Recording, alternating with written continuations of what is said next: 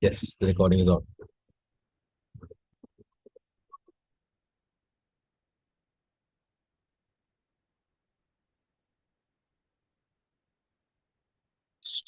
Yes, hi, good evening. I'm fine. Will we be finishing the tube today? Oh yeah. Oh yes. We will be finishing the tube today. I did not expect it to finish so quickly.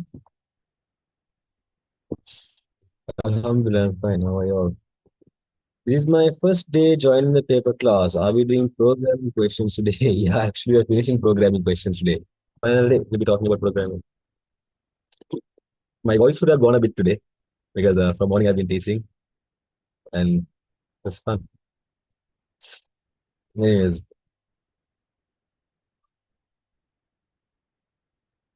what do you called? Yeah, let's. Okay, I'll give you all what do you call this question is worth how many minutes? Okay, I'll give you all 5 minutes. Start doing this question all of you. Let me on the timer first of all. Give me a moment. Let me on the timer. Mhm.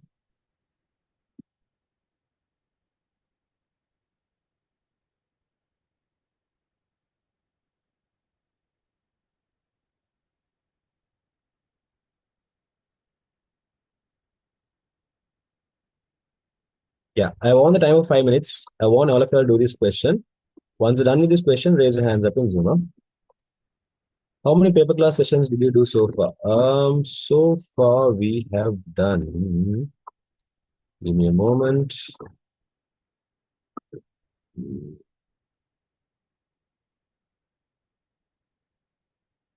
7.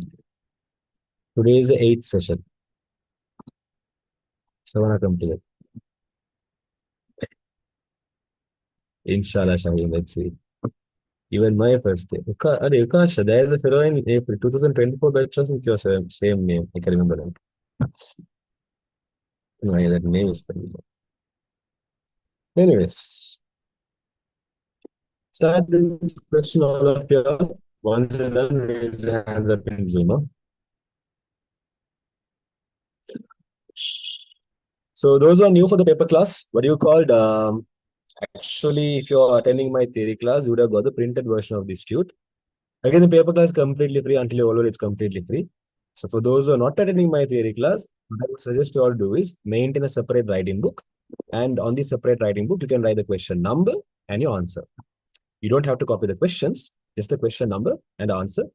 Okay, just the question number and answer. Maintain that in a separate writing book. Okay.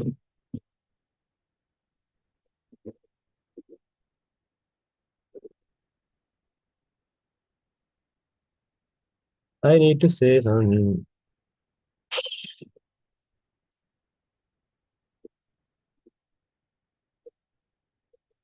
Is it Hasra? Alhamdulillah. That was done so long back when I want to do another seminar for regarding programming. I'm not getting a time. I'll do. You can see the face in that programming seminar, this seminar, how different the face is.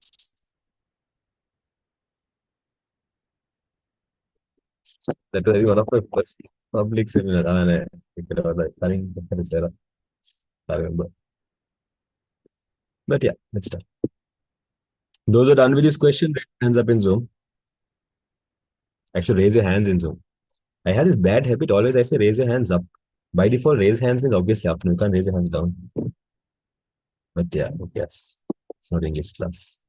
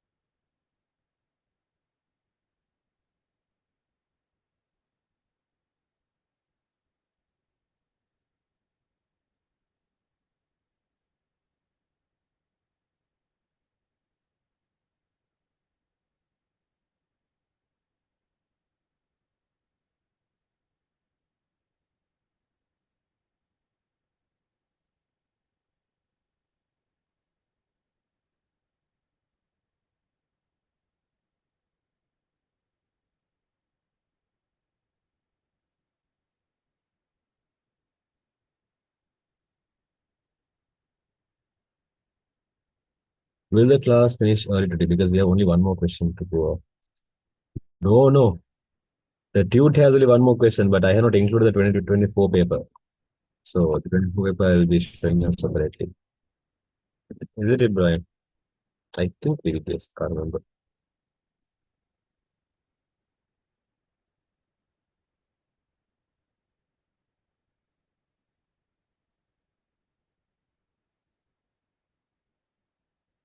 Bye, Brian.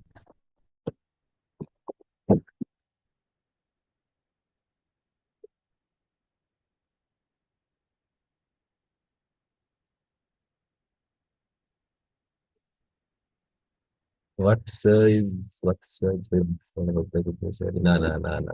Ask of your. I it's what you call because I'm getting late home today. I put the class 1 hour behind and somehow was like someone should do the class. Ask of your.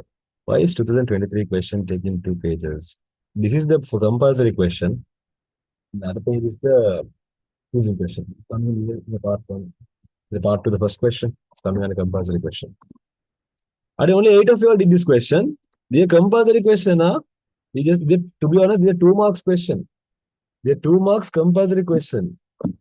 I gave you 5 minutes. This is worth only 2 minutes. And only 12 of you all have finished this. Yeah, what man? Sheesh. Okay, let's check your answers, huh? 2023 oral paper. After you said only they raised their hand. But still, only 12 has raised their hands, name from 70. And 50 was there when I gave this question. Okay, let's check your answers, huh? A program is required to check the spellings in a text file named by the user. Okay. The program is to offer suggestions for incorrect words. Fine. And do what the user wants with respect to them. Fine. A flowchart drawn for this purpose is shown at the right. Okay, there's a flowchart given here. Write down the labels of the correct replacements for P to U, choosing from the given list. Okay, let's see. So if you look at the program, you can see in the beginning itself, we have the start, fine. Let's say that's there for the programs now. So after you start the flowchart, you can see the next instruction is actually the get file name. Okay. So after you get the file name, what do you call the next instruction is P. For P, you can see they have used a rectangle. So if rectangle is used, then what type of instruction are we going to write here? Are we going to write an input instruction, output instruction, a process, a condition, or what exactly? What type of instructions do we write inside rectangle? Correct.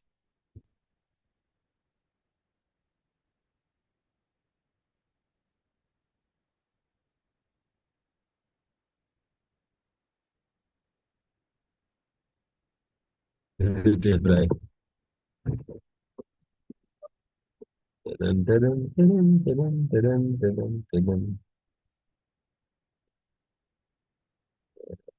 I gave homework last week. What was it, Ryan? I don't have this question in my tute. It's there in this tute when program booklet killer tute or a tute with all the car page. That one. Check that.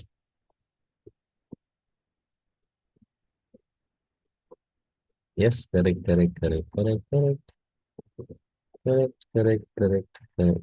In 2022 oral paper, did you discuss the fourth question part two Roman one? Oh my God, there's a okay, wait. There's a question pending. I think no. Okay, I'll come to that. I didn't still discuss it, I'll come to that. After this, I'll go there, okay? I didn't still discuss that. After this, I'll go there. After I started only, you reminded me that man. What a fellows. Exactly. If it's a rectangle defines a process. Okay. So you all know what do you call an ellipse shape represents the beginner end. The parallelogram represents what you called input or output, and a rectangle represents a process. So if you look at the options given here, is the word correct? That's a question. Do what the user wants. That's again that's an action. Okay, fine. End of file. It's a question. Get user input. It's a input. So these are input. These are question. Normally a question means the condition. Huh? Question means the condition, definitely. Do what the user wants. That's actually an action. But again, let's keep that for a moment. Open file. That's actually an action. Do what the user wants. That's again an action. Print suggestions. That's actually an output. Okay, this is just a rough idea of what I have sketched here based on the given statements, but let's figure it out. Umil, there is a separate booklet I gave you called program booklet, not a tute without a cover page. Didn't you get it? Okay, so if you look at this question here, you are getting the file name. After you get the file name, you're going to do some action. There's a process happening. Let's figure out what this process. I think it should be one of these. It should be either B or it should be E. But let's wait. Let's go through the whole program and then figure it out. After you do that, after you get the file name, you're going to do that. After you do that, you're going to read the words in the file. Fine. And if you look at the whole program, apart from reading word, again the next process comes here. But anyways, let's come back later. After you read the words, you're going to check something in P. So in Q. And if it is yes, you're going to end the program. If it is no, you're going to come to the right hand side. Okay, first. Now, before you want to read the file, here what you're doing here is you're getting the file name. Okay. After you get the file name, before you start reading the words in the file,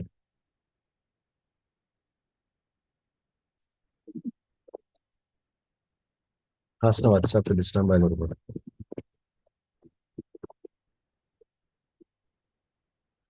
What do you call? Yeah. So what happens is you're getting the file name. After you get the file name, you are going to read the words. So if you want to read the words in the file, first of all, you have to what? Out of these to tell me, out of what you called B and E, because B and E is only talking about action. You know, if you take the A and C is talking about a condition, like a question, right? And if you take what you call D is now talking about the input and F is talking about output. Only B and E is talking about an action. Tell me, out of these two actions, the process is normally an action. No? So out of these two tasks, out of these two actions, B and E, what do you think is more suitable to write inside P?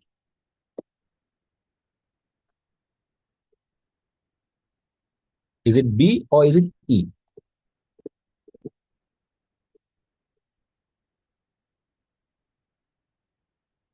Exactly. Okay. So once you ask the user to enter the file name, the next main thing which you should do is actually you open the file, because after you open the file only you can go and check the words in the file, right? You can go and check the words in the file only after you open the file. So therefore, what do you call comparatively for P, the most suitable word is going to be E. So let's say P is going to match to E. Now, after you open the file, you're going to read the words in the file. After you read the words in the file, there's a question you're going to check. Again, we have two options for question as well. If you look at now, if you take what you call the rhombus, you all know the rhombus shape is normally used to represent a condition. Condition is like a question. Okay.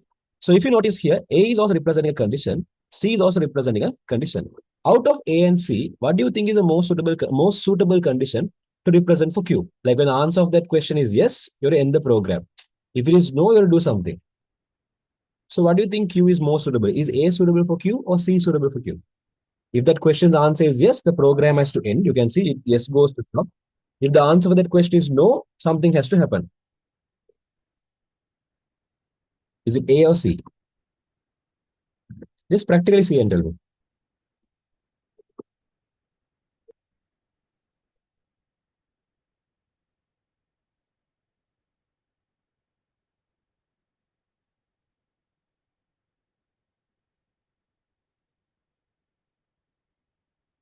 One thing you have to keep in your mind, if you take this file is going to have what you call, this file can have multiple words. Huh? So you're going to read one by one words.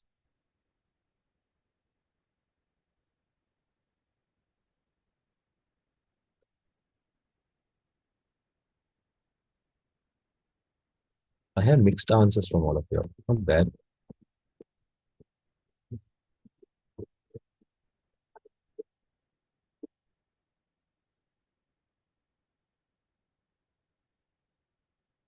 Zoom's new chat is started. Yes, yes. Why are you coming here, man?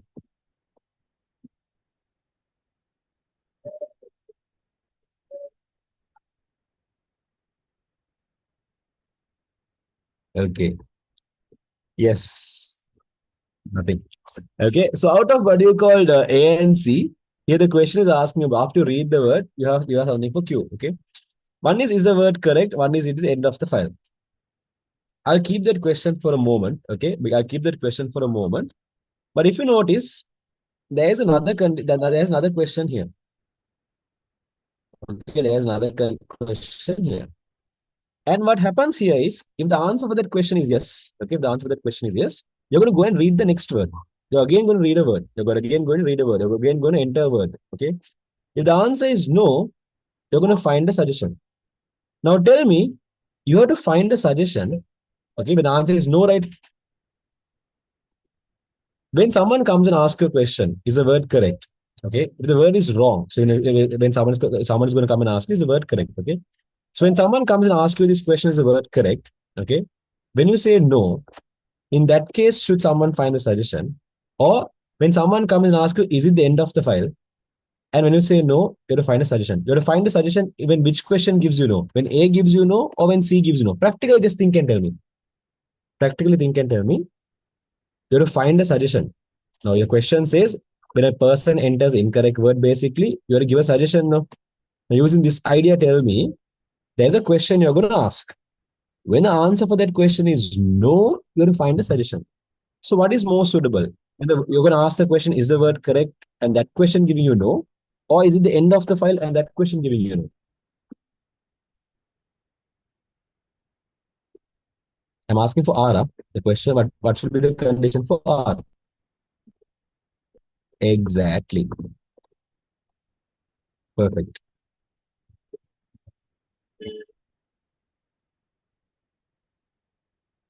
Yeah, it's correct. Exactly. Okay.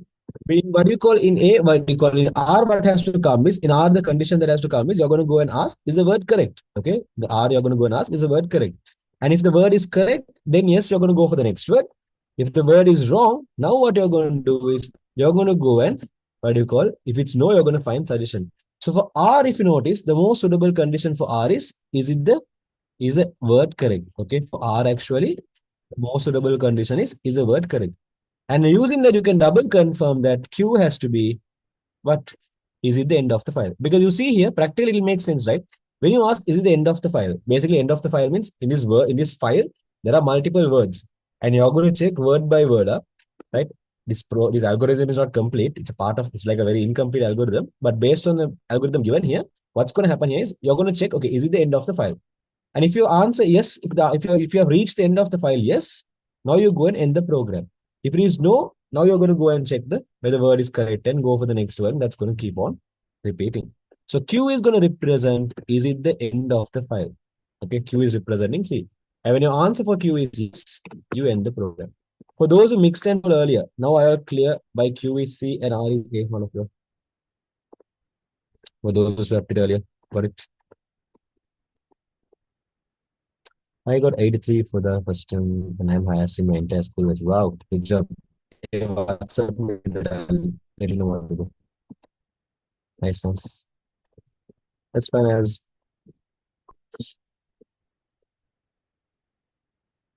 okay, perfect. Okay, if there's any other questions, drop in the chat. Huh? Now we know R as well. Let's go for S. S you can after you find a suggestion, S you can see it's actually either an input or output because in flowcharts, parallelograms are used either for input or output. Now, when we talk about input output, the options we have here, you can see we have this get user input. Sorry.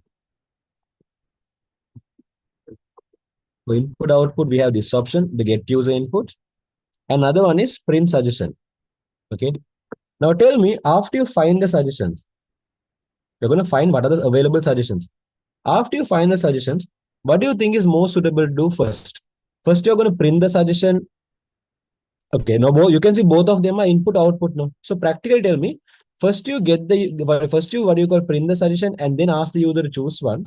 Or first of all, you ask them to choose one and then you print the suggestion. Now, get user input means you're asking the user to choose one. Get user input, select one killer, ask him to give one. You're asking the user to input one of the names, right? So are you going to ask the user to give us a suggestion first and print all the suggestions? Or first of all, print all the suggestions and then get out of those suggestions, hey, oh, user, out of the suggestions, give me a word. What do you think has to come first? What do you think has to come for S? Should D come for S or should F come for S? Practically think, huh? Practically, what should happen? Should you bring the suggestion and then ask the user to input a value? Or should you first of all input and then ask the user to what do you call the input? Exactly. Again, I'll ask, I'm asking for S, right? Now, for example, what do you call when the what the program is going to do is it's going to identify if a word is incorrect. Okay. If the word is incorrect, what it has to do is basically the program has to offer suggestions for incorrect word. Okay, you can see here the question says the program has to offer suggestions for incorrect word. When there's incorrect word, it has to offer suggestions. And after it offers suggestions, it has to do what the user wants. So if the user wants to keep the same word, you can keep the same word. Or if the user wants to change the word, then user can select a word out of the suggestions, right? So based on this, again, double check your answer and tell me, what do you think S has to be? S has to be getting the user input or S has to be printing the suggestion? Should S be D or S be F?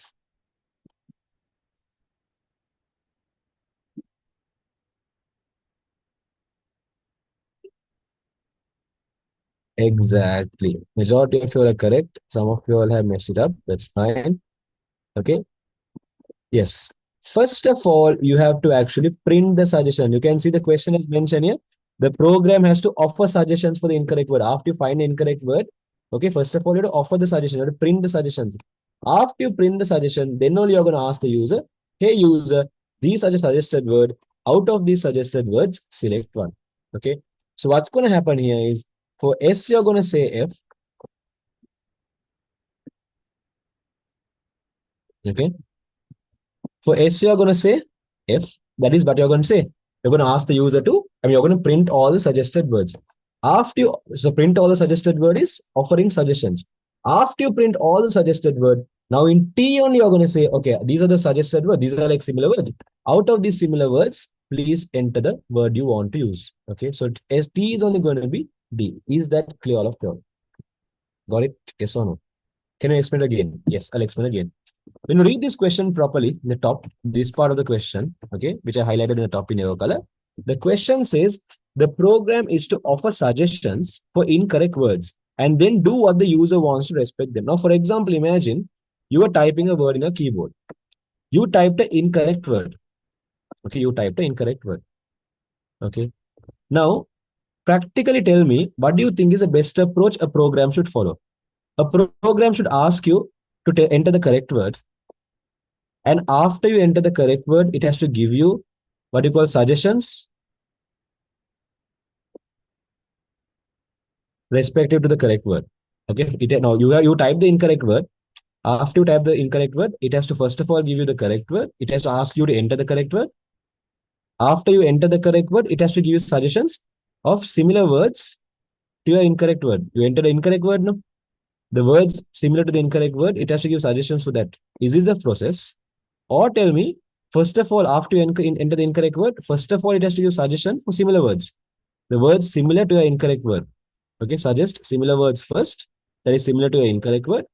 After suggesting similar words, it has to ask you to choose, okay, from these similar words, choose one word.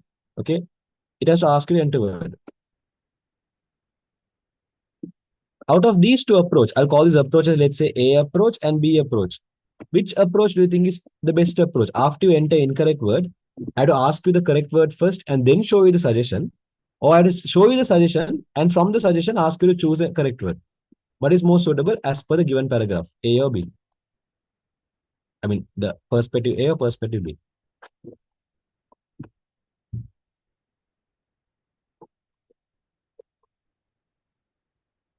Obviously A, right? Because there is no purpose in B. No, what is the purpose of B? If you're going to, what do you call, if you're going to ask the user to again enter the correct word, okay, if the user is going to enter the correct word, then is there a purpose of showing them the similar words?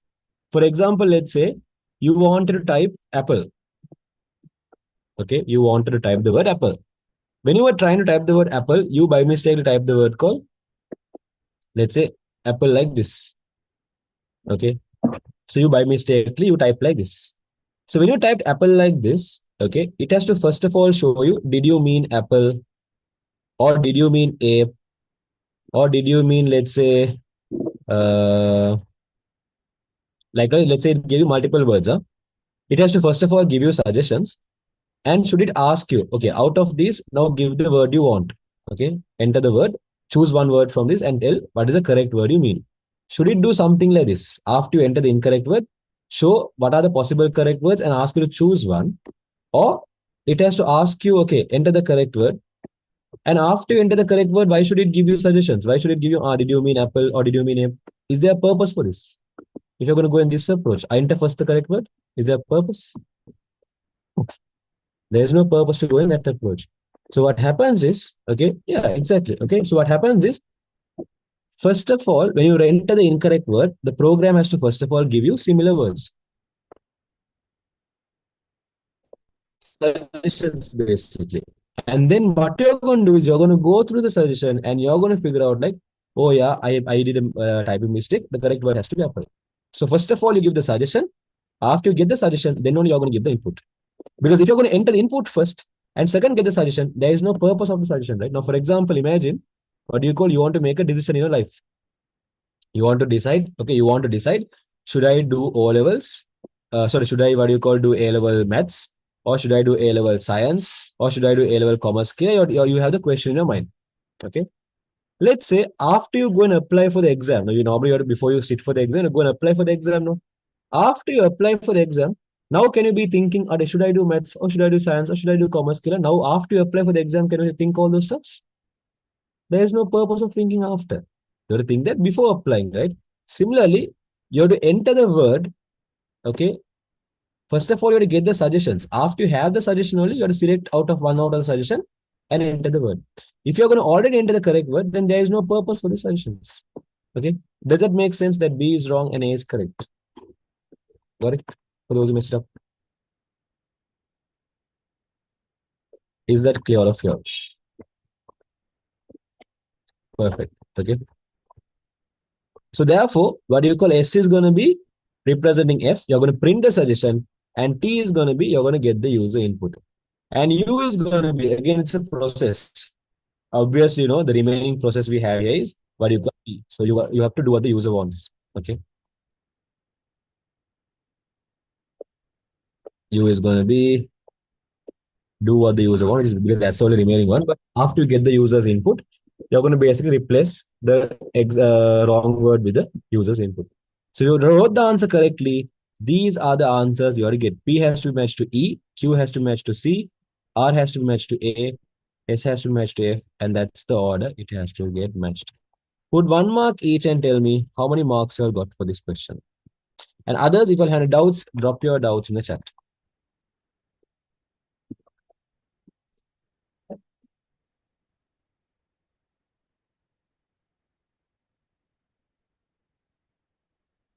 Good, good, good, good.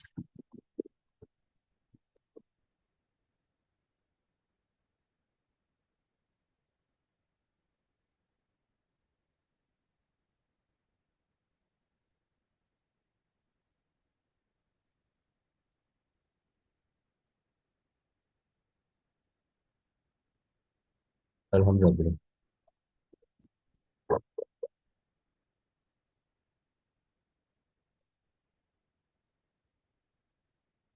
Okay, that's fine. Yes, perfect. Okay. So actually, with that, we're done with this question. Last week, I asked you all to. Is there any other questions anyone have here? That's fine. Perfect. Okay. So last week, I asked you to do this Roman number two, and I should discuss Roman number two, but some of you are not there last week. But again, I'll give you 5 minutes now also. Those who are absent also can do. Those who are present, you all can double check your answer. I'll give you all 5 minutes now. Start doing the Roman number two. I know majority of you are already done. I'll put your hands down. So if you're already done, raise your hands up in Zoom. Others, those who are done, double check your answer. Those who are not done, do it now. And if any questions, drop your questions in the chat. Huh? I joined the class today only. Even don't know anything in it because I shifted its help to ICT, but I got 5 collected. S&T is confusing. That is because just practically think. For example, okay, first thing you can check with the question here. But then again, practically think, for example, imagine what do you call you want to decide, right? You want to decide, let's say you want to decide, okay, let's say you're going to buy a phone. Okay, you're going to buy a phone. When you're going to buy a phone, there are multiple options. You can buy a black phone, you can buy a red color phone, you can buy a white color back cover phone, or you can buy, let's say, a green color phone. These are color options you have.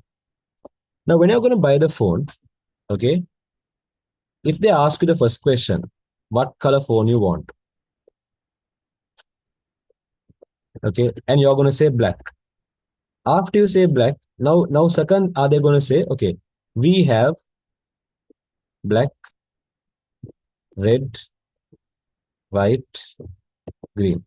They're going to give you the suggestion after they take your result, after they take your input, after they want what color you want. After they ask you the color, then are they going to give you the suggestion? Is this the pattern that happens? Or first of all, they will tell, okay, we have these colors. Okay, we have these colors. And what color you want? First of all, they give the suggestion and then they ask, or they first of all ask and then give suggestion. What is the normal pattern that has to happen? First suggestion, then ask, or first ask, then suggestion. Like practically. These are tuned with these questions. If you attend the theory class, you would have got a booklet called programming booklet. In that, it's there. In which year paper is this? Page number 416, page number 16.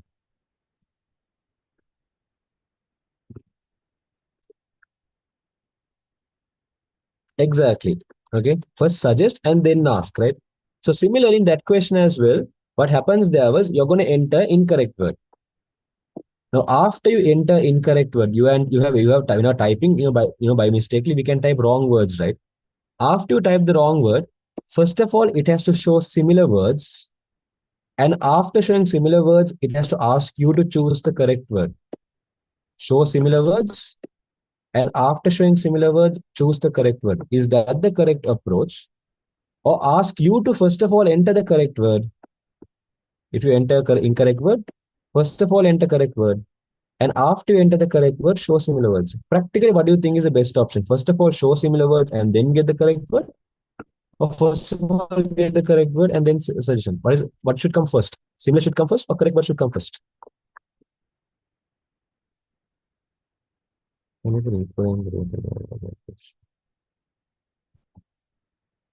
Article greater than or equal. Okay. Similar words and then get the correct. Exactly. So that's what we're doing here. So in this question, what happens is after the user enters a what do you call incorrect word, we're going to find the suggestion. So how we are going to find the suggestion? First of all, we're going to show them all in S. We're going to show them all the suggestions. After you show them all the suggestions in S, in T, what we're saying is to get the user input. Ask the user to select one out of the suggestion. Does that make sense?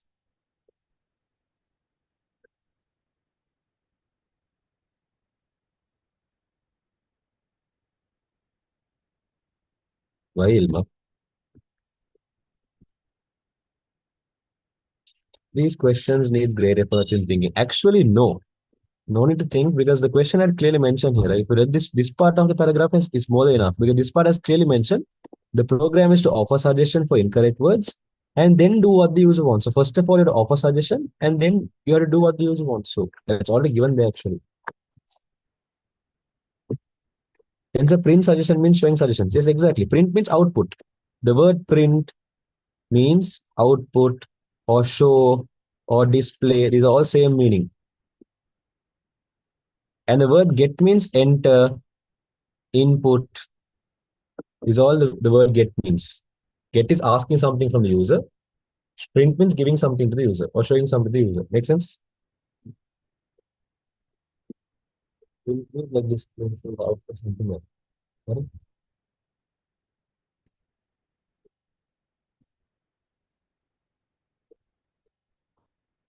Perfect. Okay, your time is up. Let's check your answer. So this was discussed last class. And yeah, let's check your answer. Write a pseudocode to input the required data for student, blah, blah, blah, blah, blah, blah, blah, blah, blah, blah, blah. Okay. Last week we discussed this question, and based on this question, I gave a summary for you all on what's going to happen actually. Okay.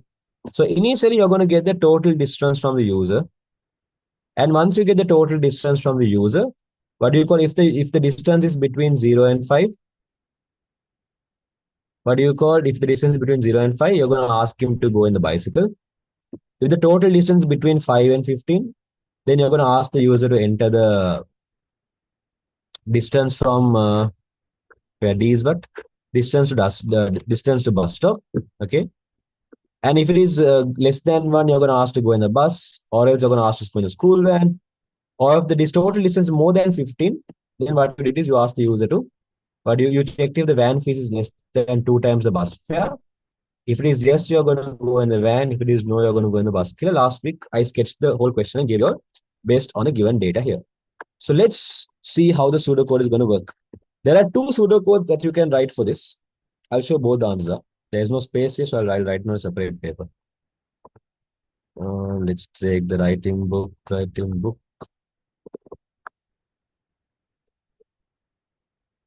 Because there is no space, I'll take a separate book. Separate place and write it.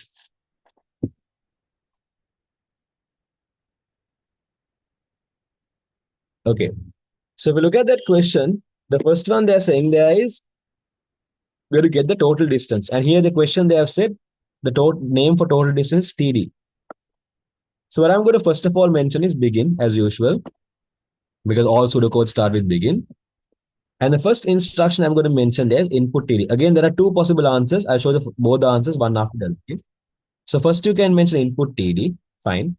Then you can go and check is the TD between 0 and 5. So I'll be like, if TD is less than 5, then is it less than 5 or less than or equal to 5? What the question says? Less than or equal to 5. Sorry, less than or equal to 5. No? So I'm going to mention if TD is less than or equal to 5. Okay, if TD is less than or equal to 5, then what has to be done? Okay, so then what has to be done is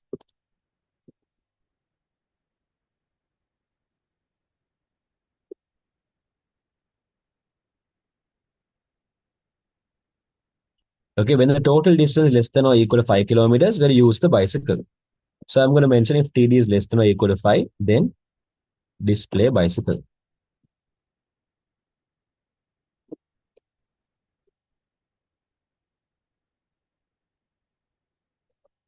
Else, now tell me if I'm coming to the else section, what do you think the value of TD is going to be? Is a TD less than 5? Is a TD equal to 5? Or is TD more than 5? Less, equal, or more? If I'm going to come for the else section, what do you think the value of TD is going to be? Don't we want to input the student name? The question has not mentioned about the student name. No, no need. Write a pseudocode to input the required data for a student. Total distance, distance of bus stop, monthly fare, bus fare to output the suitable transport. So the input the question says TD, D, VF, and BF. Only these four. Four inputs and one output.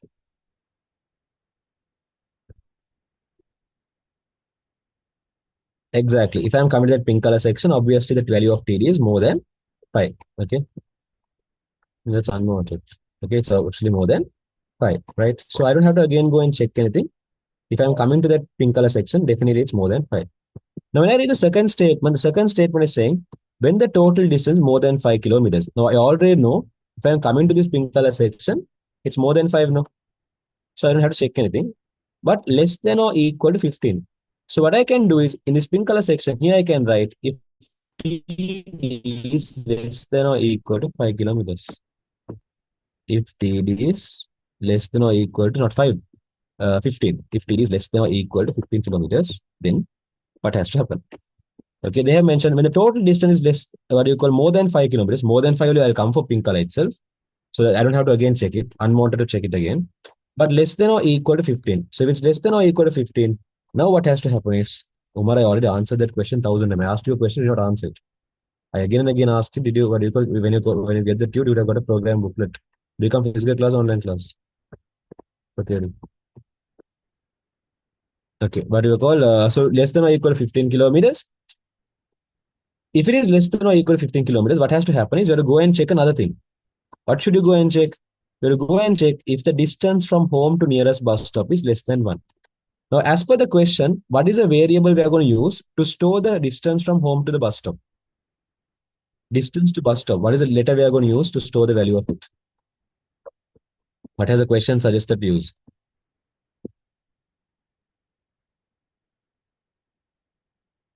No, Hasna, you have to use operators. Those equal symbol, less than symbol, they call operators. So you have to use operators. Yes, the question has mentioned here the distance to bus stop that is mentioned in the variable called d. So you can mention, see here, the distance to bus stop is there and the variable called d. So what I'm going to do is I'm going to tell if TD is less than or equal to 15, then what should happen is we'll go and check if D is, that is the distance for bus stop, is that less than 1 kilometer. If D is less than 1.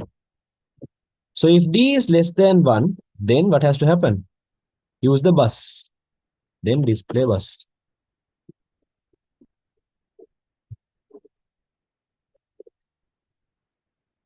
Otherwise, use a school van. Else, display school van.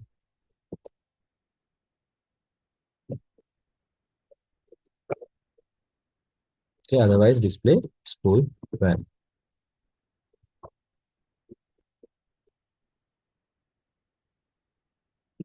And next they are saying when the total is greater than 15. Okay, before I come for total is greater than 15, I'm gonna I have if condition which I started here. This if condition which I started here, I'm gonna end it by saying end if because you always keep in mind when you start a if condition, the if condition has to be ended. So I'm gonna write here end. Now let me differentiate this is different color. If you look at this purple color, TD is less than or equal to 15 is there, right? Now this condition, okay, that condition's else part only I'm going to write here because if that condition is true, okay, what I wrote in purple color now, or wrote in purple color, if that condition is true, you're going to follow the instructions here, okay. Only if that condition is false, the purple color one, you're going to come to this section. Tell me if you're coming to this bottom section, the red color bottom section, what do you think the value of TD is? Is the value of TD less than 15, equal to 15, or more than 15? If I'm coming to the red color section, the else part here, what do you think the value of TD has to be now? Less than 15, equal to 15, or more than 15?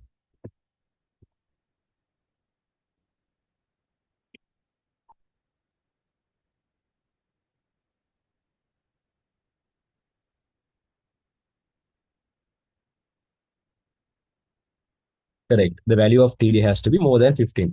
Now, if you look at the next statement given there, the next statement said, when the total distance is greater than 15. So, you already know total distance greater than 15 means they're talking about this part. Here only the total distance is more than 15.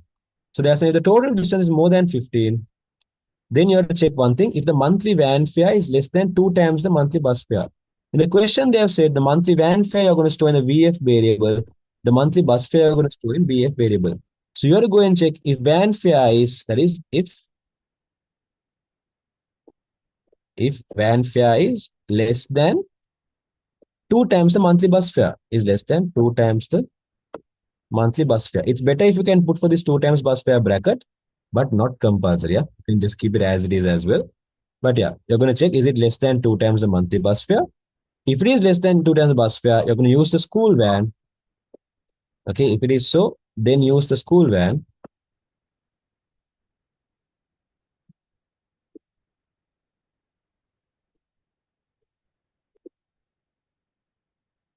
Otherwise, use the bus. There is a mistake in my program. Wait. Else display bus. Okay.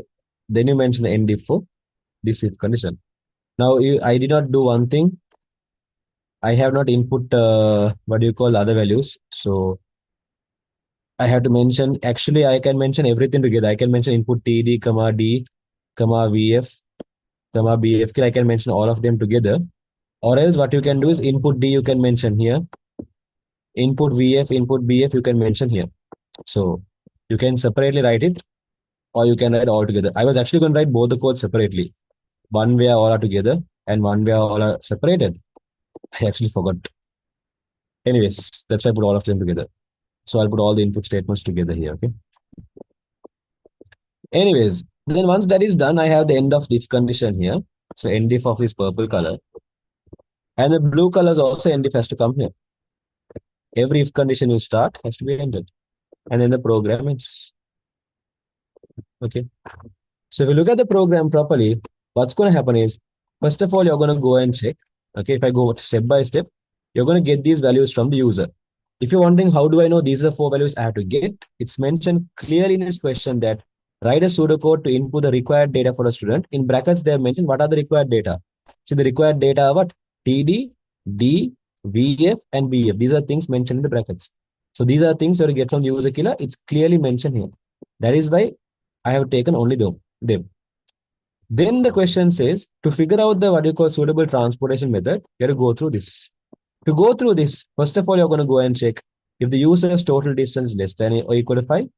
If it is less than or equal to 5, you're going to go in the bicycle, or else you will come to this bottom section.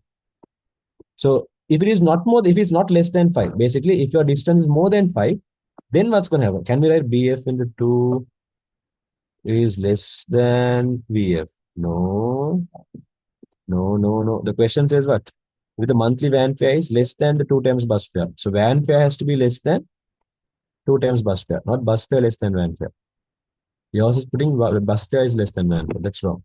The question says van fare is less than bus fare. Anyways, coming back to the question. Can we use and then join the second condition as if TD is less than or equal to 15 and D is less than 1? You can, but that is unwanted. Like for example, instead of writing like this, you can break it and use like this as you can, instead of mentioning this, okay, instead of mentioning this, you can mention like this as well. If TD is greater than 5 and TD is less than or equal to 15. This is correct, but tell me, is it necessary to check this part? Is it necessary to check that? Yes, that's fine, Vara. No, it is not necessary. Why is it not necessary? I told you, right? If you're coming to this section, can you come to this section with TD less than 5? Is it possible? Is there even a possibility for this condition to be false? Is there even a possibility? Is there 0.1% possibility for that condition to be false? No. There is no possibility, right? Because if that condition is true, you're definitely going to come here. Any condition here, for all the conditions, that's how it should work. You can't mention together. No. This is how you break it down. Okay. So keep in mind, this is correct. If you mention like this instead of how I mentioned, this is correct. But the TD is less greater than 5 is unwanted. Right? So what happens is you're going to go and check if TD is less than or equal to 5. If it is less than or equal to 5, then there's another condition to check. Okay, there's another condition to check. You can't join those two conditions. You can't join the pink color and purple color one. You can't join these two. Okay, because if you join those two, like is this what your question was? Is your question is TD less than or equal to 515? And what do you call D is less than 1? Is this your question?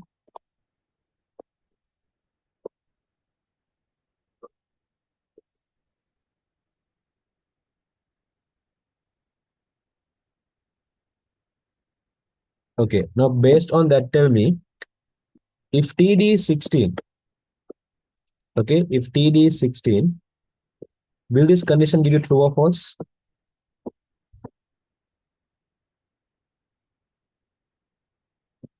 If TD is 16, will this condition give you true or false?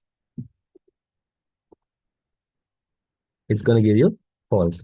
So if you had mentioned that, okay, if that condition is going to give you false, you're going to, in that condition, you're going to say if this condition is true to display bus, if the condition is false to display van, right?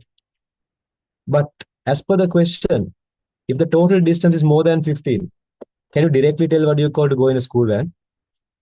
No. If the total distance is more than 15, you have to come to this section. Okay. If you use this condition, the problem in this condition is when the first condition is false, when the first condition is more than 16, without following this, directly you're saying go in school van. See your algorithm, in your algorithm, this condition is false. As per your algorithm, if this condition is false, you're directly asking to go in school van. You can't combine those two. Got it?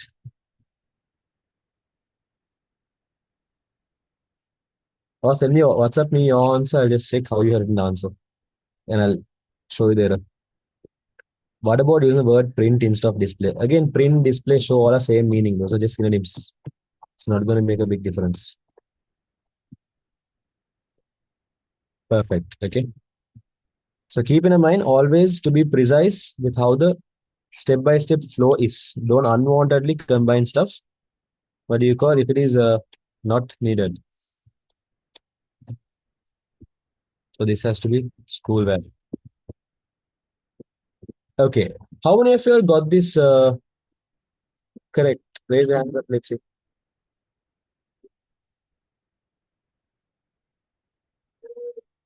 Yeah, most suitable one. Give me a moment. Let me save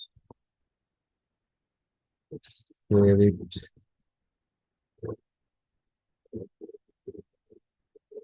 Give me a moment.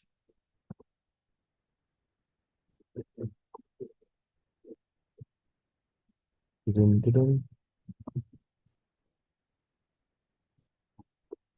So in this, what happens is if you join these two, if TD is less than 15 and D is less than 1, then display use bus, else display school van. So problem here is, okay, if the TD is 16, you're directly going and saying display school van. But that's not how it works. And there is no flow in yours actually. If, then, else, and if, okay. If, then, else, and if, okay. You have mentioned else here, right? Whose else is this? And whose end if is this? Where is if condition? For this orange color, else and orange color end if. There is no if condition for this. No. Always when I'm drawing question, I always say indentation, indentation, indentation. The reason I always say indentation, indentation is to keep those gaps in right. The reason I again and again ask her to give the gap in right so that you don't make these kind of errors. Okay. So if you look at the correct answer, you can see here. I've highlighted, see, I've used the correct. This green means, sorry, if I take blue color, this if conditions else and if. If I take what do you call this fellow, D the if condition, D the else, and if. Always write neatly. It'll make sure you have a high chance of getting your answer precise. Good job. Others copy on the take a screenshot of the correct answer. I'll be sharing the PDF in the group, but yeah, that's if it's correct, there is no purpose to check it, Brian. I just want only that different answer I want to check. I got all the variables correct, but got the structure wrong. No, the structure has to be exact. There is no other possible answers. No, Ryan, no. Drop your questions at the way I put the if just one people. So do the corrections. Can you send me a WhatsApp number when you ask to ask doubts? Yeah. What do you call when you have any questions? Drop your doubts to this number. Okay, I'll put a number in the chat. So if you have any questions or clarifications, WhatsApp to that number I put in the chat now. Unless I'm busy, mostly I reply quickly that number. Umair, I reply the 1,000 times. Umair, WhatsApp me and I'll reply to you.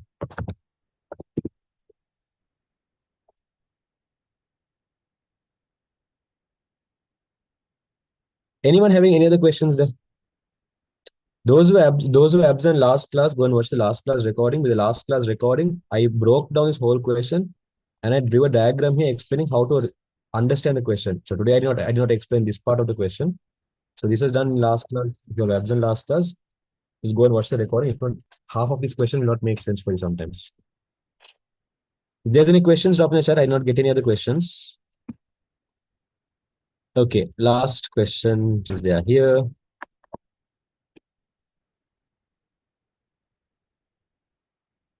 That question is our last week. Just go and check last week's recording.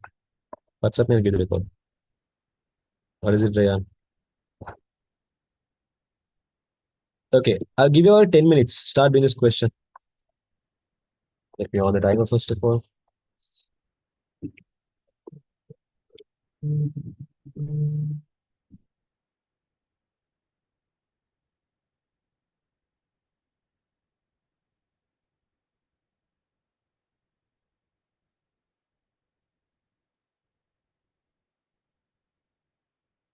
No, that is wrong.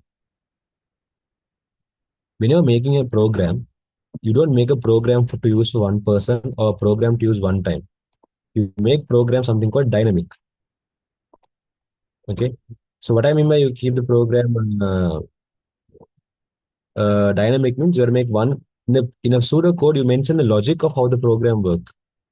Now in your question, in your answer, what you call Ryan, what happened is you have predefined the values of TD, predefined the value of D. You can't make it predefined.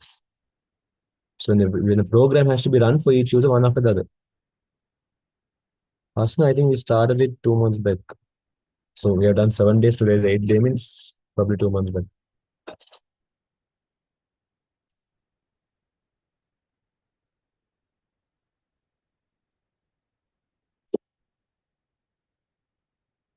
Hmm. Those are done with this question. Raise your hands up in Zoom. Huh? If you had doubts, drop it out. Sometimes when the doubt, like when I'm opening multiple chats, I would have missed your question. So if you feel like I missed your question, then just send me your question again in the chat. I'll check it. Huh?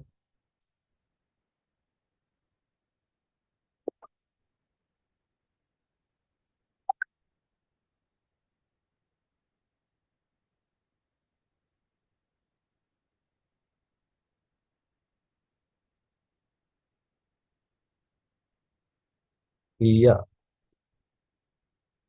today's the 8th day, so basically.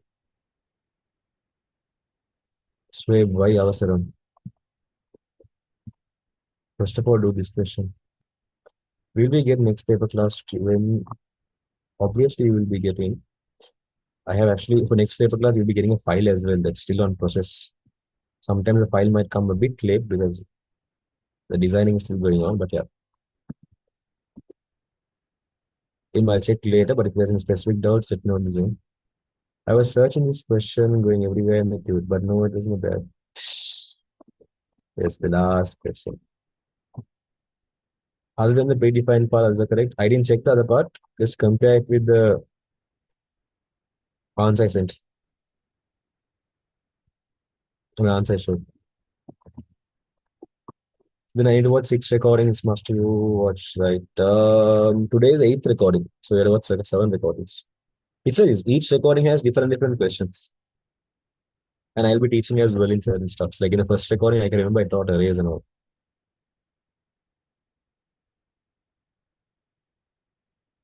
I joined last week, linear 6.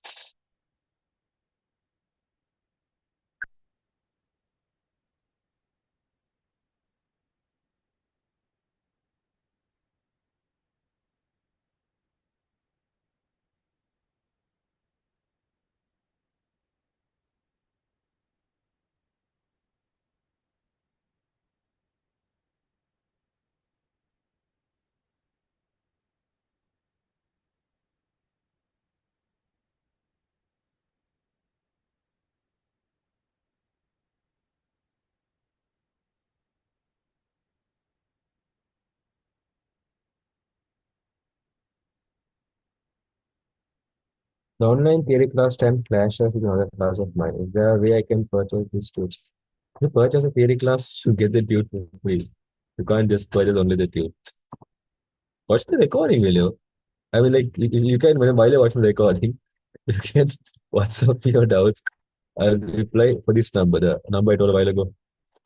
Do you teach front-end programming to do web developing? Not front-end. I'll be teaching back-end in a couple of, end of this month, I'll be teaching a back-end course.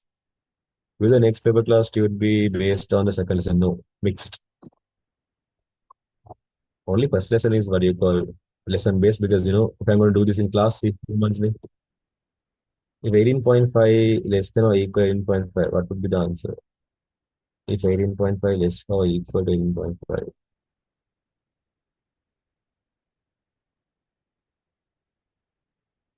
If it's less than, if BMI is less than 18.5, it's underweight. If BMI is equal to 18.5, it's normal.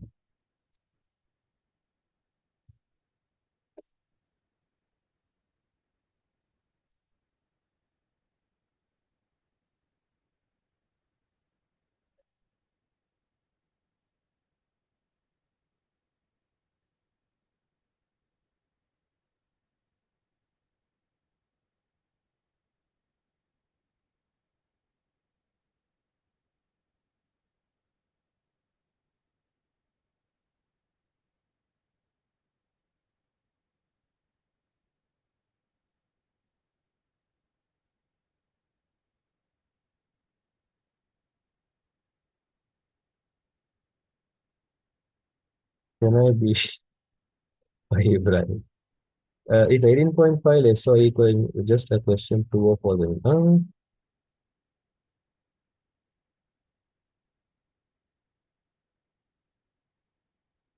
What do you mean? I didn't get your question.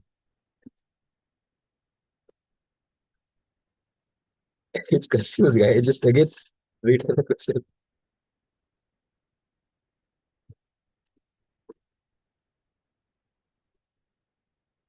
Is the last question in program that we're doing till all of us?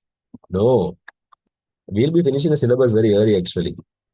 And once we are done with the syllabus, we'll be again recapping all these stuff. So, yeah. I realize it's actually fun when you teach online and physical. Go in, I'm equal every year. Actually, I'm boring everywhere. When I am the only teacher who doesn't laugh, who doesn't make jokes when teaching. I'm a so serious person. It's very hard for me. I can't put into words. Then break it this paragraph sense and article. It's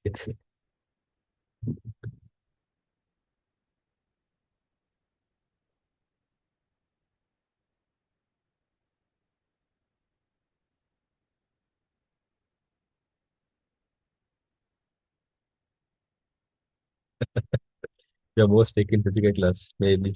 I am actually a mirror. I repel what do you call emotions. If you all are good, I am good. If you all are bad, I'm very bad. That's how it works. I think Radhika. No, sir, what a good sir. You're making jokes, but serious about us. Nah, nah, nah. If I see the face, I might know Ibrahim. Literally. I mean, it's your mouth. Yeah, good. I don't know. You all are good. You all are good. I mean, depends on certain classes. Thank you, Hasna.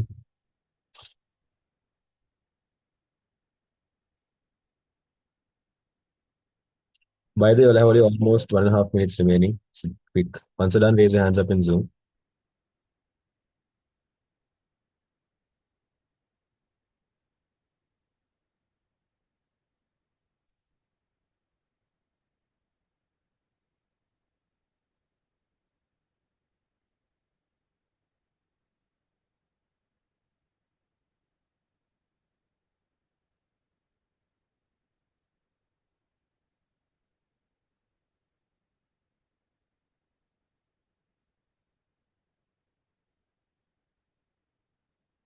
The degree, Ibrahim. No, you have to finish all those for that first.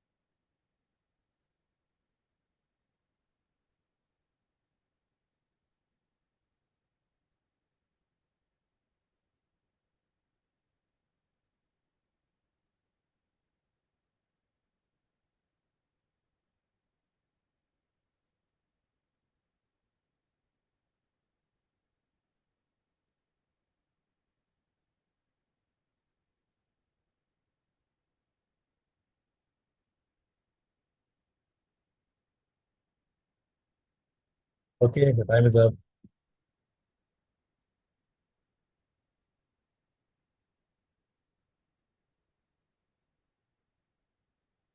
Let's check your answers. Dun, dun, dun, dun, dun, dun. Finished. Good. No, just watch my status. Tell you what to do. Just follow that. I, I'll be doing a web development something. Just wait and watch. I'm back.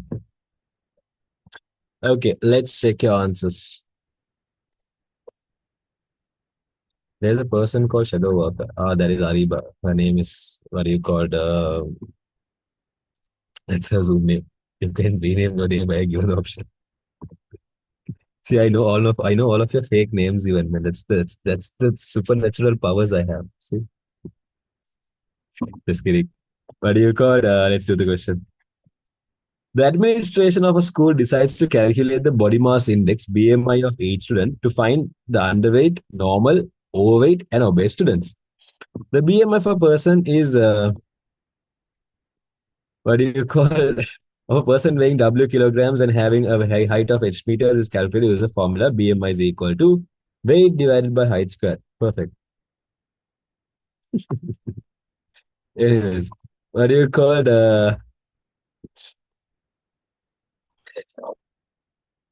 that's fine, Ariba.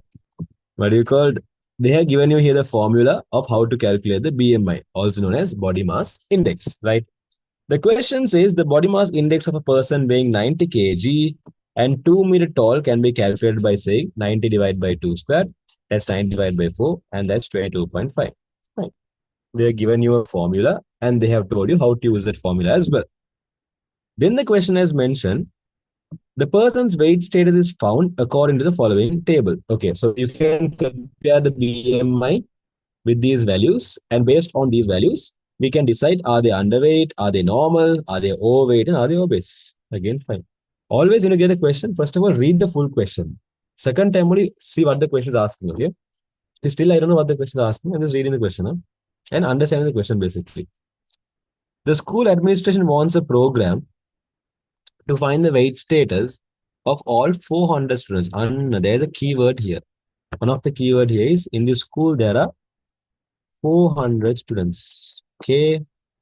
In this program, for each student, the name, grade, weight in kg, and height in meters should be taken as input. That is another keyword. If you'll have a highlighter, highlight these words which I'm highlighting. If you don't have a highlighter, underline them. Huh? Then the student's BMI should be computed. Computed means calculated. Huh? And so you calculate BMI, and finally the name, grade, BMI, and weight status of the student should be printed. Okay, finally you have to print these details as well. So highlight that as well. And the question says a pseudocode skeleton, that's just a sketch, okay, that aids in writing this program is given below. Write down the suitable replacements for the blanks in the label A to G. Okay. And then they mentioned the replacement to one of the blanks requires multiple lines. Cool.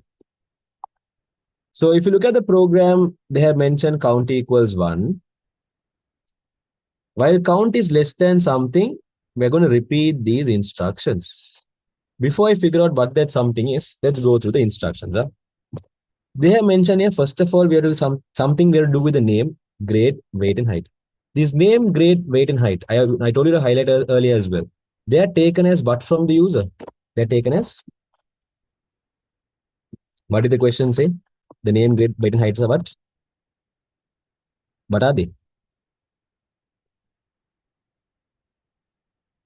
Exactly. The question says here, they are taken as inputs from the user. You can see here, name, grade, weight in kg, and height. They should be taken as inputs, right? So based on that, tell me, what do you think is the most suitable instruction for B? What is the most suitable instruction for B? Correct?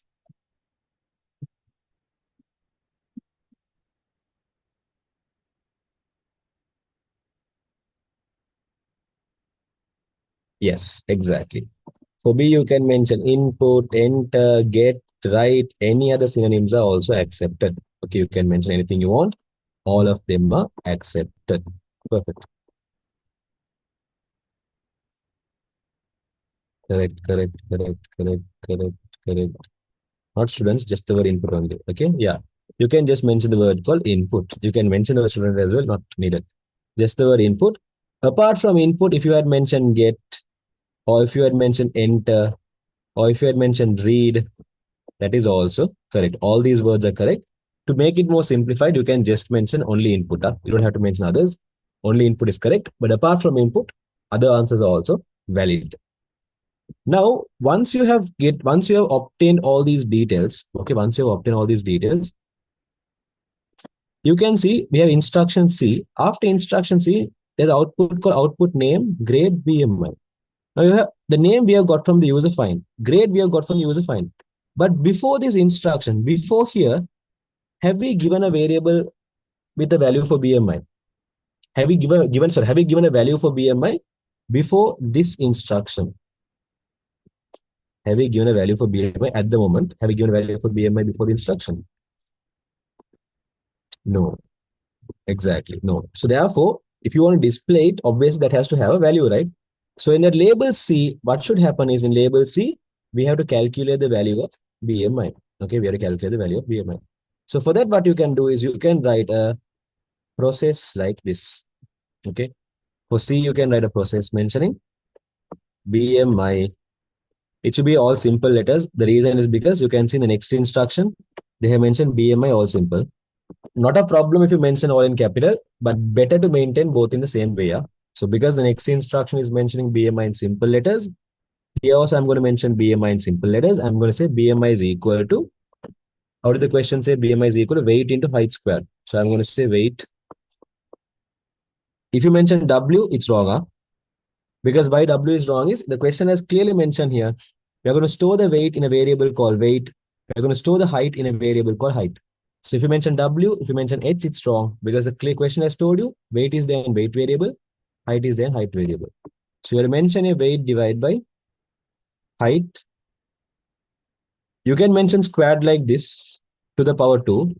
Or else if you mention like this is also correct. BMI is equal to weight divided by height into height. That's also correct. If you mention squared, it's wrong. If you mention like height and put number 2 here, that's wrong. You have to mention height and the exponential symbol 2. That symbol is called exponential, okay? So height exponential 2 or else height into height. If you mention just W and H, it's wrong. Height squared is wrong. You can't mention squared. You have to mention what you call height into height or height to the power 2. You have to use operators. You have to use operators. These are called operators. What you call multiplication, division, addition. These are called operators. When you're writing programs, you have to use operators. Is it okay if I mention BMI in capital as BMI? That's fine. If you mention simple letters, capital letters issues, not a problem. Spelling mistake is a problem. Height into 2. No, height into 2 is wrong. Because the question is not telling height into 2. See, it's not 2 into 2. It's 2 to the power 2. It's height squared, not height into 2. So height into 2 is wrong. Can't we just say calculate BMI? No, you can't just say calculate BMI. Your program has to be clear on how to calculate the BMI. Got it?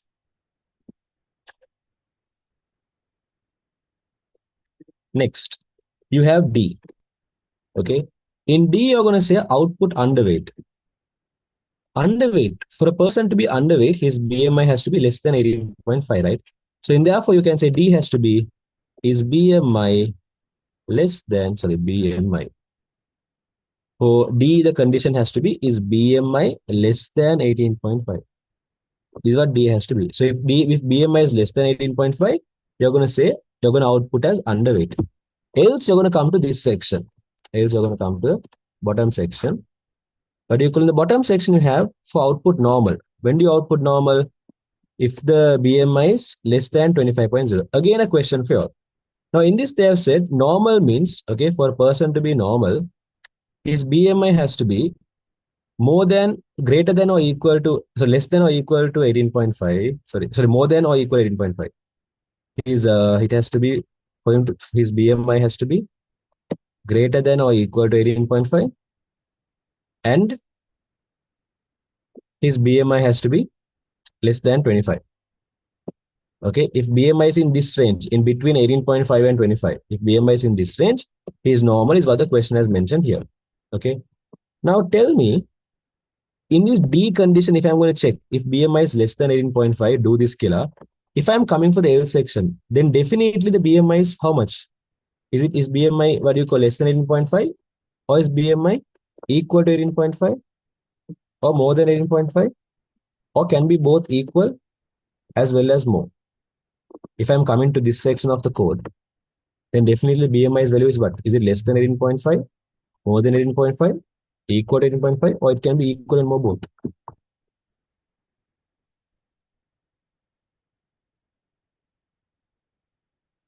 Exactly.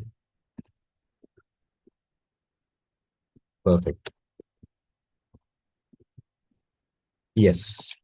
What do you call? If you look at the program, yes, Sapir. Okay, if you look at the program, you can see here, if it is less than 18.5, in this D condition, we're going to check if here in D, we're going to check if it's less than 18.5. So if it is less than 18.5, you're definitely going to say underweight. You're definitely going to say underweight. So if you're going to come to this L section, that means that condition has to be false, right? When will this condition give you false? When is equal to 18.5 as well as when it is more than 18.5. So therefore, is it necessary for me to check this part? Should I go and again check that part? Is it greater than or equal to 18.5? Should I check that part? No. Without checking that part, directly for E, I can mention if BMI is less than 25.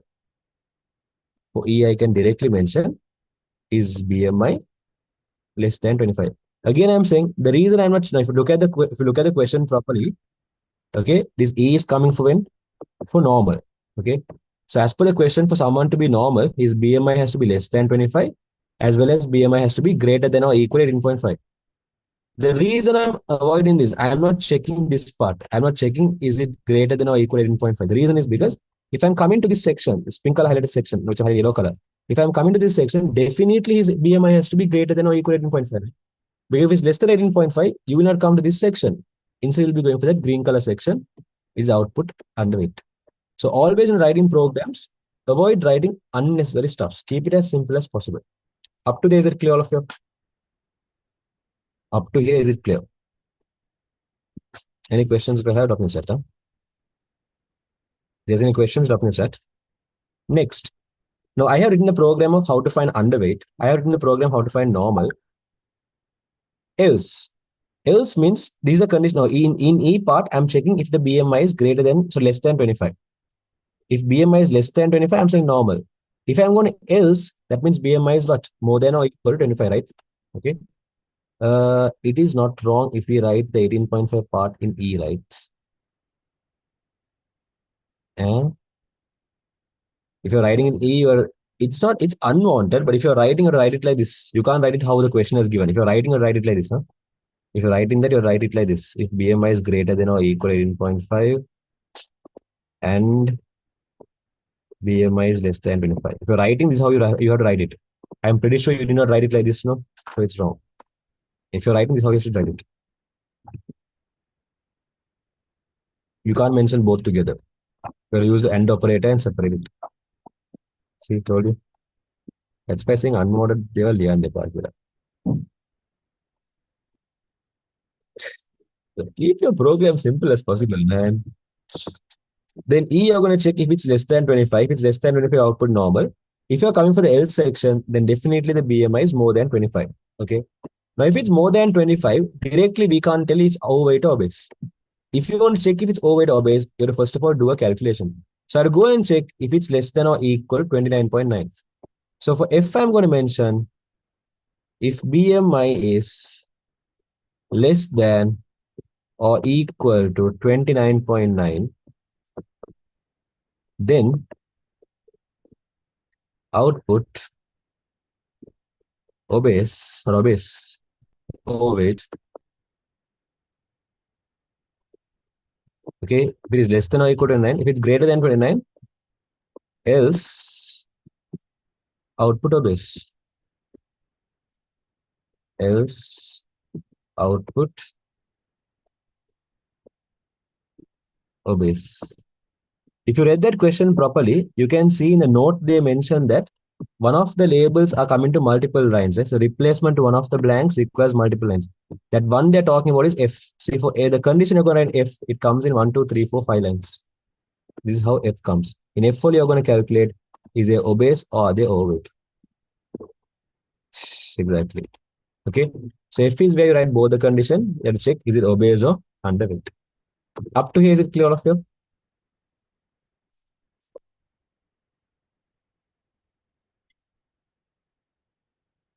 If there's any questions, drop in the chat down. Now, if you look at this program properly, here what we have done is we have calculated I wrote here the instructions NDF is already printed. Next time, when you get a program, highlight like this. If you don't have highlighted, take a pencil and circle. Circle the pairs. This if, this then, this else, this end if killer. This if, this then, this else, this end if killer. Nicely look and see end if is given for whom? This end if is given for this if condition here. This if, else, end if. This end if is given for that. This end if is given for the green color one. So they are not given end if for if. So we have write a full if condition there. Okay. And then if you look at the program properly, what do you call the exactly? Okay. If you look at the program properly, uh, this is a repetition structure. Okay. In this repetition structure, you can see we have used a while loop. And in while loop, we have a variable called count. Using this count variable, we are going to make sure that we go through each and every student. How many students we have to go through in the school? How many students are there in the school? The question had mentioned.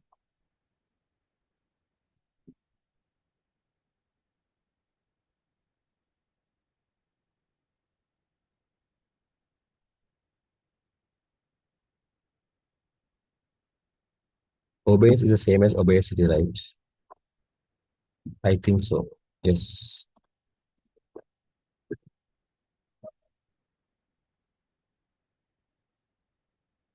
No, Sophia. Whereas count is one. I did not tell the answer. Why avasara? Exactly. There are 400 students in the class. Okay, there are 400 students in the school. Now, when the program started, you can see, okay, when you look at the program properly, when the program started, the value of what you call count was 1. Okay, when you look at the program properly, when the program started, in the first line they have mentioned here, the value of the, okay, when the program started, you can see the value of the program was, value of count was 1. So when value of count was 1, okay, when the value of count was 1, we were getting the first student's name, first student's grade, first student's weight, first student's height, all the details written for the first student we got. Now, we want to repeat this while loop again and again. So what I can do is in label G, I can write here the instruction. You can see label G is just before the end while. So in label G, I'm going to write here instruction saying count equals count plus 1. So now what's going to happen is before it again go and check the while loop. Before normally in a while loop, when you reach the end while, we'll again go and check the condition. So now when it's going to check the condition, all this time count was 1, no? Now because I wrote the instruction count equals count plus 1, value of count will become 2. So second time the instruction is going to be checked, the value of count is going to be 2. So we are going to check is 2 less than A. Okay. Then we are going to check is 3 less than A. That's how we are going to actually do it. We have to. Shuhada, I have mentioned. Okay. Spelling mistake. This has to be then. Okay. So what's going to happen in G is you have write the instruction count equals count plus 1. So every time we're going to repeat the loop, we're going to check it's 1 less than is count. When you're going to check is count less than A, you're going to check is 1 less than A, first of all. Then you're going to check is 2 less than A. Then is 3 less than A. That's how the value of count is going to repeat. Now, when the value of count was 1, we were getting first student's name, first student's grade, all the stuffs. When the value of count is going to be 2, we are asking ourselves, we are asking a question from us, should I go and take the value of, so when the value of count was 1, okay, when the value of count was 1, when you're checking here is count less than, let's say I put count is less than 10, example, if I'm going to mention count is less than 10, I'm here making the decision on checking is 1 less than 10, right? So in this condition, I'm checking, in that while loop condition, I'm checking, should I get the first student's, what do you call name, the first student's grade, first student's weight. So second time, when the value of count becomes 2, now I'm asking myself the question, should I take the second student's name? Now, if you notice, when the count is 1, okay, when the value of count is 1, I'm asking myself the question, should I go and get the first student's name, first student's grade, all those stuff. When the count is 2, I'm asking myself the question, should I get the second student's name? When the value of count is 49, I'm asking the question, am I going to take the 49 student's name? Using this idea, if you look at the program properly, when the value of count becomes 400, okay, when the value of count becomes 400, you're asking the question from yourself, should you go and take the 400 students name, 400 students grade, right? So what we can do is, if you now if you look at the condition properly, they have mentioned count is less than A. For count is less than A, if I mention there is count less than 400, okay, if count is less than 400, if I mention there, when I'm going to take the 400 students, what you called name, the question is going to be like, is 400 less than 400? If you go and check is 400 less than 400, this is going to give you false. So what will happen is, in while loop, you all know when the condition gives you false, the repetition stops. So technically, you're not going to get the 400 students details. But without using 400 here, if you use 401, now when the value of count is 400, you're going to check is 400 less than 401. It's going to give you true. So you will be going and getting the 400th student's name, 400 students grade, 400 students weight, 400 students height. You'll get all these details. You calculate his BMI. You'll find his weight status. Once everything is done, what you call label G, you will increase the value of count as count equals count plus 1, and the 400 will become 401. After 400 becomes 401, when you reach the end while, you again go and check the condition. When you again go and check the condition, now you're going to go and check is count less than 401, right? Now count is 401. You're going to go and check is 401 less than 401. And this will give false and the program stops. So the most suitable value for A is actually 401. The reason 401, I'll again explain. Listen properly. Yeah? I'll again explain. Listen. I know it's a bit confusing, so I'll again explain. Again, listen up. When the program started, okay, no need, Adya, that's unwanted. Okay. What do you call when the program started? You can see the value of count was 1. Okay. In the program, in the top pixel, you can see the value of count was 1. When the value of count was 1, you have a while loop here while count is less than A. So in that while loop condition, you're asking a question from yourself. You're making a decision here. When you say a condition, always a condition will represent a question like. So by answering this question, you're deciding, am I going to, if this condition is going to give you true, okay, if the condition is going to give you true, you're going to get the first student's name, first student's grade, okay.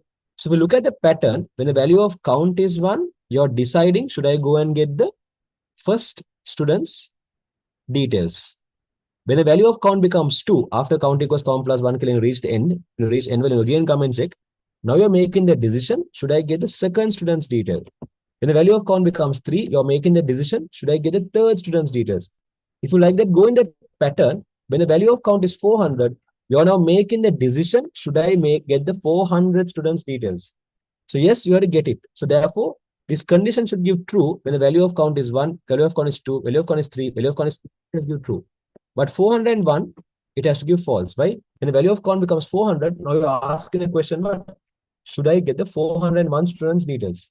Are there 401 students here? No. So from 1 to 400, it has to give true. If it's more than 400, it has to give false.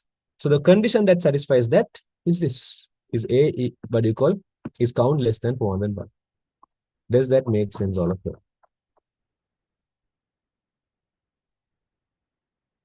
Isn't it 730? I wrote equals 400. Is it correct? 400 is wrong. I told you, right? Because what's happening in that condition is, in that condition, you're going to check, should I get, you can see that when the value of count is 1, you're deciding, should I get the first student's details? So when the value of count is 400, now you're making the decision of what? Should I get the 400 students' details? So if you mention A is 400, okay, if you mention A is 400, then it's like count is, you're going to go, when you say is count less than 400. You mean you mentioned equal, less than equal, both? Is that what you mean, Zara? That is correct. But again, normally they're asking for a value. For those kind of labels, writing operator is wrong, but then your answer is correct. You mentioned equal, less than, or equal, correct. Then your answer is correct. Any other questions anyone have there? Bye, Rehab, bye. Okay, put 1 mark each. So G is going to be what do you call count equals count plus 1. Put 1 mark each and tell me, for this question, how many marks you have got? Those who got the wrong answer, write the correct answer. So 1, 2, 3, 4, 5, 6, 7. Out of 7 marks, tell me how many marks you have got.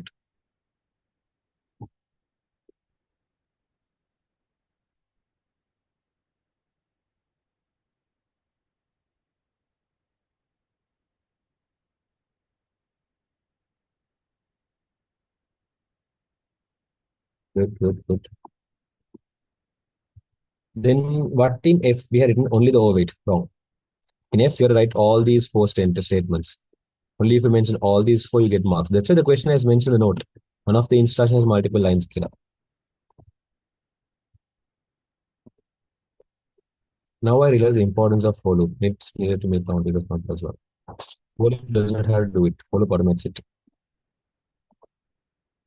Good.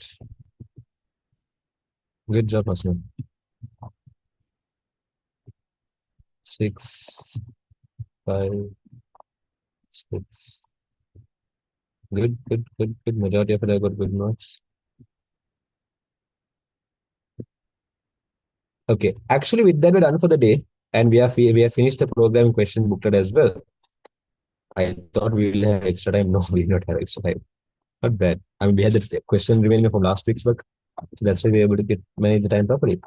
Anyways, with that, we're done for the day. Those who have any questions or can stay and ask, others or can leave.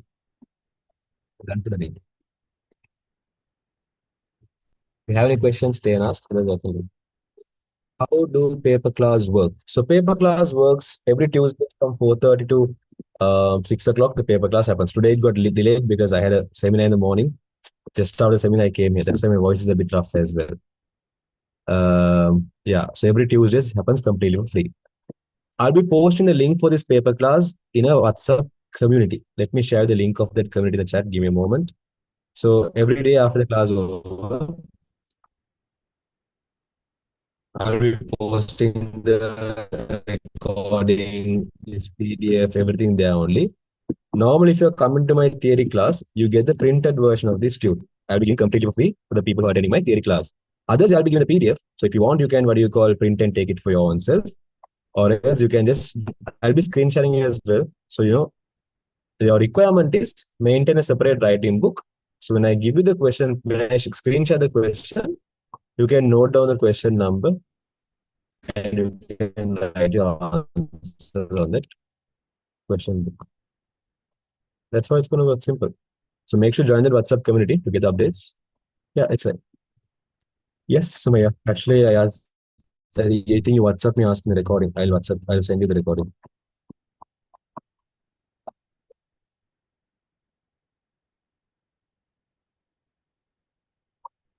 2023 O-level program. Did you do? That's what we did at the moment. Yeah?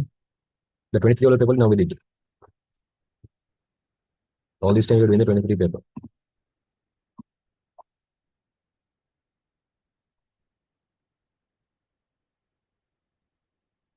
Walaikum salam. Bye-bye. Sorry, pseudocode one. Is it okay if I can go with all this? Are if you're confused with pseudocode, there is a whole 8 hours of video. Go to youtube.com. In YouTube, go and search for Master IT. When you go and search for Master IT, there is a WhatsApp. Half right. Okay, if you go to YouTube and search for Master IT,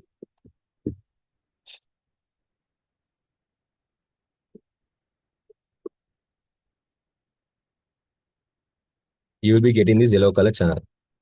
Go and click on this channel. So once you go and click on this channel, you can see here, if you go and see lesson based seminar, when you scroll right side, you can see introduction to programming and programming killer, part 1, part 2 killer.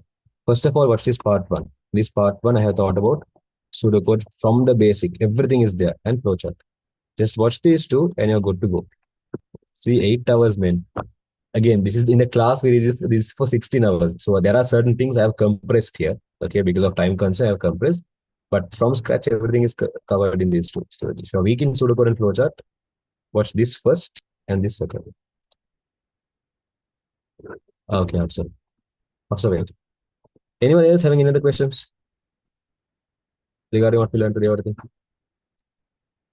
The exam, can I get an A without this? You can get an A without pseudocode, but why? That's easy, man. Program is one of the easiest way you can easily get the marks. Okay. I'm going to discuss something completely relevant to the paper class. If you want, you can stay and listen, otherwise you can listen. I'm answering one of the questions that's not relevant to the paper class at the moment.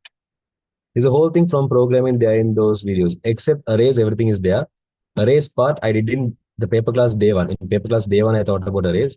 So if you go for this, scroll down, there will be option here called go to playlist. When you go for playlist, there's something called 2025 oral ICT paper class. So in 2025 oral ICT paper class, the day one has arrays. So what's the arrays part there? Apart from arrays, others all are there in that. I mean, basically Pascal is not there in this. I did not teach Pascal here. In Pascal, only one thing is mainly there. That whatever you need in Pascal stuffs, I taught in the paper class. So watch the paper class recording and watch these two, more than enough. Okay, I'm going to answer a question from some.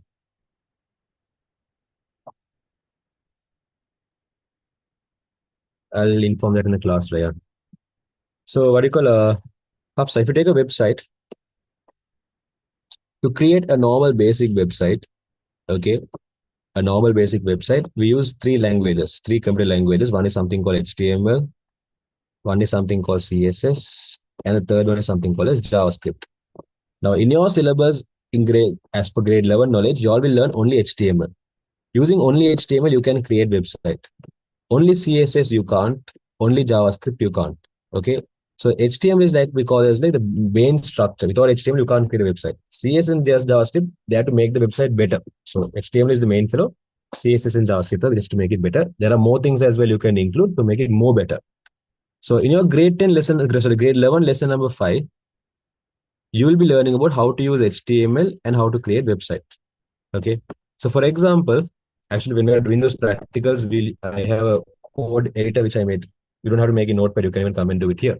So we'll be writing here something called HTML codes, and using HTML codes, you can create websites. Like for example, any website you take, in the beginning itself, you'll start with HTML like this and close with HTML like this. These are called HTML tags. Okay, we have HTML killer, we have these HTML tags. So any website you take, the top pixel, we start with something called header.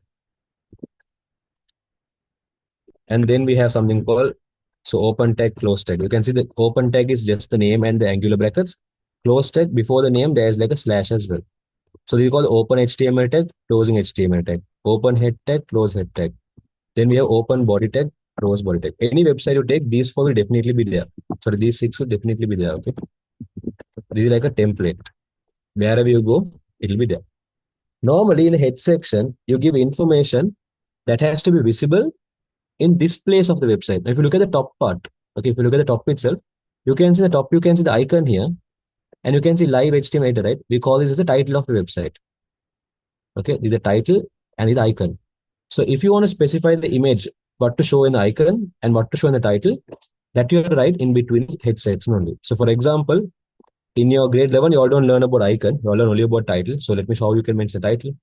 If you want to mention the title, you can mention something like, for example, there's a tag called title tag. So open, close the title tag. These are called tags. And within this, you can go and mention here, let's say my first website.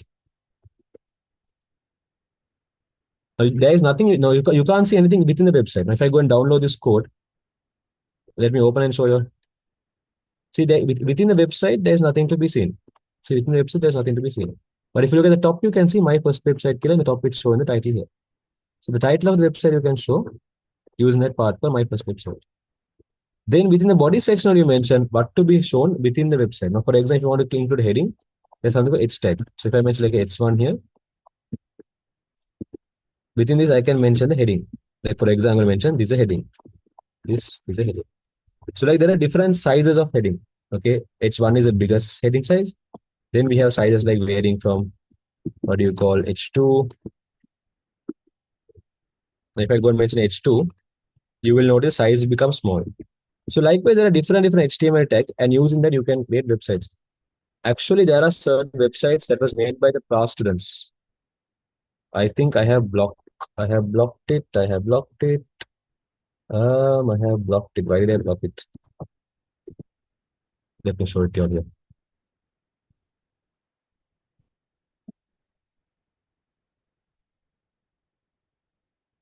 So I'll show you what type of websites you can create.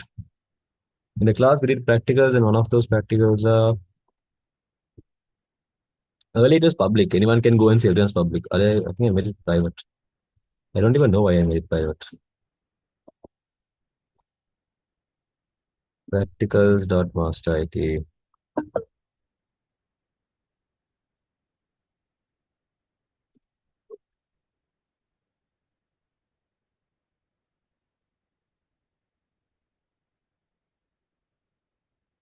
In this, if I take, for example, let's say assignment क्या करेंगे?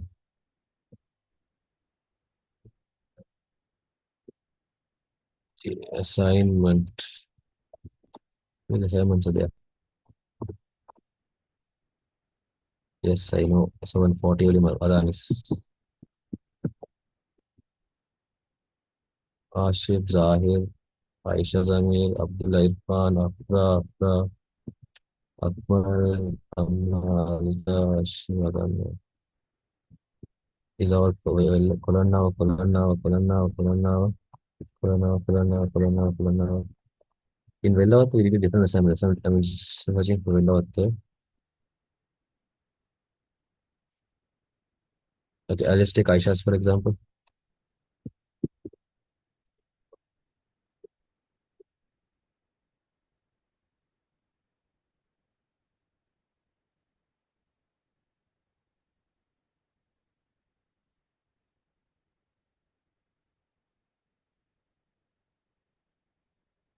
We did image.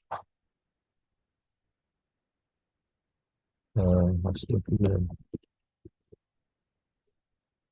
center definition or a table with cost span and row span? And one, two, three, four, five. I think this one.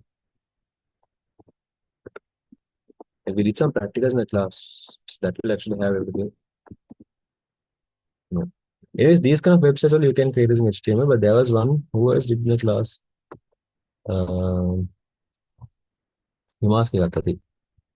Himas did, I guess, homework or HTML. I think it's called homework or HTML.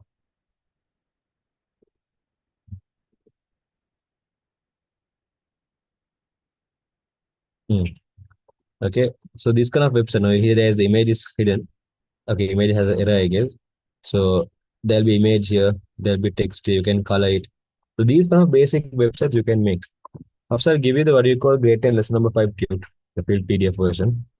You can go through that and see how to make the website and you can just I just gave you a rough idea at the moment. Okay. But that's how websites are made. So you can like for example, you can include heading here. Then if you want to include the image, there's another tag called IMG tag. Okay. So for example, if I mention IMG SRC is equal to, and I can mention a link of an image. So for example, let's say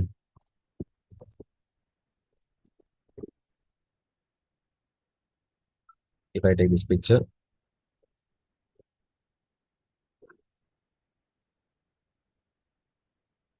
right click,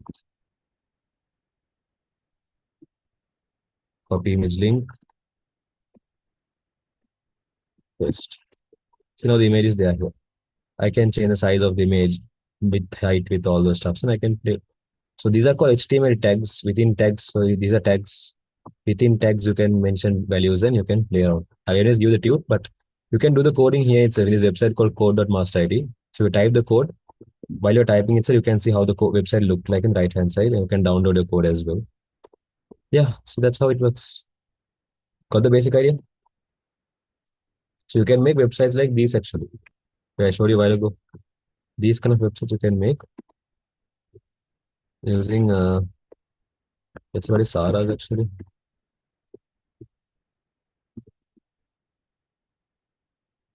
Something else.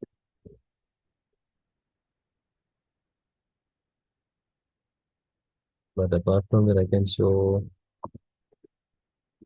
online.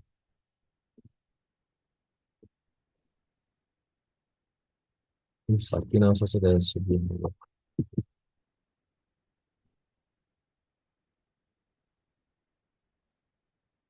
See, you can include just like those main heading and those images and just a basic website you can create only using HTML.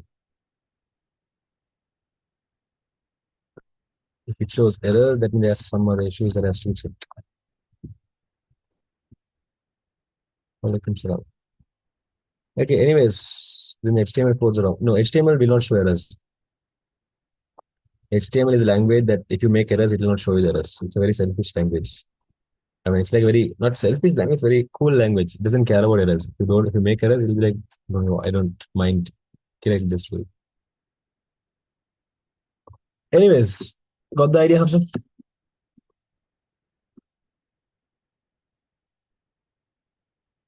Walaikum salam.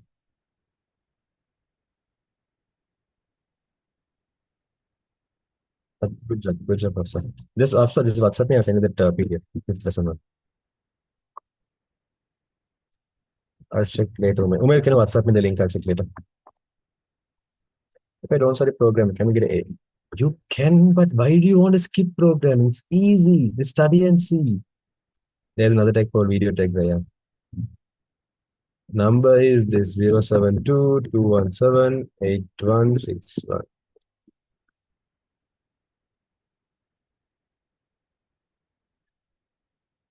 I asked you to WhatsApp me a message asking for the fifth lesson tune. And I'll send it to you.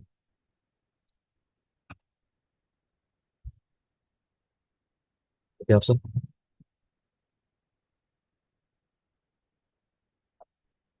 okay, so with that, we're done for the day. If you have any other questions, you can WhatsApp me and get them clarified.